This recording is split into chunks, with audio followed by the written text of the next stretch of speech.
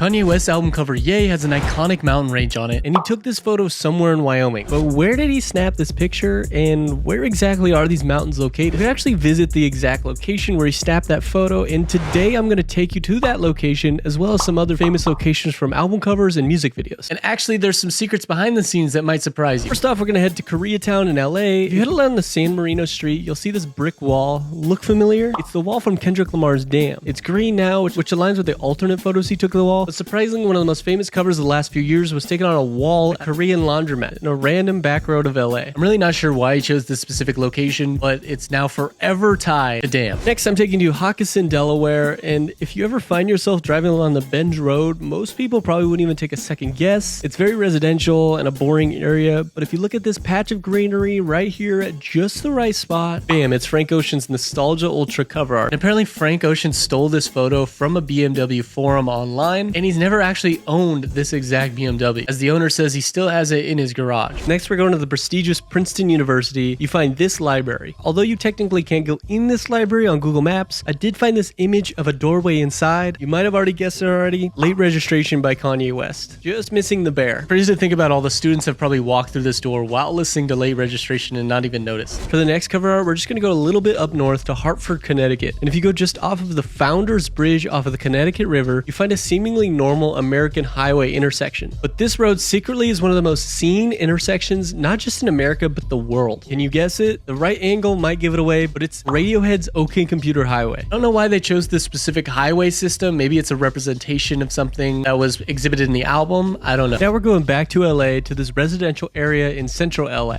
You find this upper class road. Most wouldn't think twice while driving down it, but it's actually the location of a music video with over 2 billion plays. It's the location of the Hills music video by The Weeknd. All I can say for this one is it would be pretty damn sick to say that you lived on the road that the Hills music video was made on. Now let's go international to the country of Bulgaria, where you find the state monument of Bulgaria. It's a pretty brutalistic art structure, but a beautiful album cover was actually taken here. One of my favorite albums of the last 10 years. If you just sit right at the perfect angle of this slope, you find Freudian by Daniel Caesar. Obviously just missing Daniel. I have no clue why he's chose this specific structure. I could not have predicted that it was in the middle of Bulgaria. I'm curious to know if he went to Bulgaria specifically for this photo shoot, or if he was already there and decided that it would be the cover. Regardless, it's an awesome cover. Now let's head back to LA. As we go into the streets of Compton, hip-hop fans can probably already guess this one. The Good Kid Mad City cover art. Just missing the van out front. Not much else to say about this one, just iconic. Now let's go to the industrial part of LA. You find this pretty mundane background. Pretty much only find construction vehicles and shipping trucks. But a music video from the biggest music couple in the world was made right here. A video that is now sitting at 748 million plays on YouTube. The Crazy in Love music video by Beyonce and Jay-Z. You can see the bridge in the background just right here. I've actually driven on this road before. I'm not really sure why she chose it, but my theory is that since it's in the arts district, it's just a popular place for music video people and production people to be at, so maybe it was just a nearby street that they used. Next, we're heading north to where another cover art was taken, the Castaic Lake north of LA. You see a dock laid out. Bam, the melodic blue cover art by Baby Keem. Obviously the dock looks way different now. Apparently they removed the rainbow dock shortly after taking the cover art. I always thought it was photoshopped in some capacity, but it seems like it was all legit. It's actually kind of sad that they don't have the rainbow dock there still anymore, because that would actually be a really cool landmark to visit one day as a hip-hop fan as this album grows in popularity. Next, we're heading to the Trona Pinnacles just north of Los Angeles. Find one of my favorite albums of the last few years right around here. Bam, Punisher by Phoebe Bridgers. I don't know exactly where she took this photo, but there are photos online of people who found the exact location. Now let's go to Wyoming. I think most people can guess what this one is. If you drive along the US Highway 191 and turn to view the Grand Teton mountain range, you'll be in nearly the exact same spot that Kanye West took his cover art photo